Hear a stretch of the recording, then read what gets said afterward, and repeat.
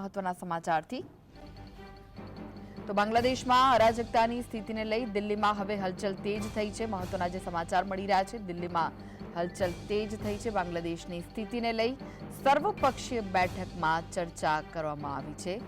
બાંગ્લાદેશમાં જે વર્તમાન પરિસ્થિતિ પ્રવર્તી રહી છે તેને લઈને ચર્ચા કરાઈ છે। વિદેશ મંત્રી એસ જયશંકરે બેઠકમાં સ્થિતિને લઈને માહિતી આપી છે। રાહુલ ગાંધીએ બેઠકમાં વિદેશી હસ્તક્ષેપને લઈને સવાલ પૂછ્યો હતો, જેનો જવાબ આપવામાં આવ્યો છે। સર્વદળીય બેઠકમાં પાકિસ્તાન એંગલને લઈને એસ જયશંકરે માહિતી આપી છે।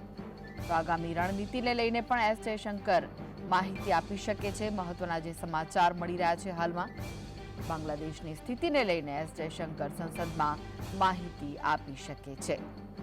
સર્વદળીય બેઠકનું આયોજન કરવામાં આવ્યું હતું, ત્યારે બાંગ્લાદેશમાં અરાજકતાની સ્થિતિને લઈને હવે દિલ્હીમાં હલચલ તેજ થઈ છે। બાંગ્લાદેશની સ્થિતિ લઈ સર્વપક્ષીય બેઠકમાં ચર્ચા કરવામાં આવી છે, જેમાં તમામ પક્ષો હાજર હતા। બાંગ્લાદેશની સ્થિતિ પર અમારી કડક નજર છે તેવું વિદેશ મંત્રીનું કહેવું છે।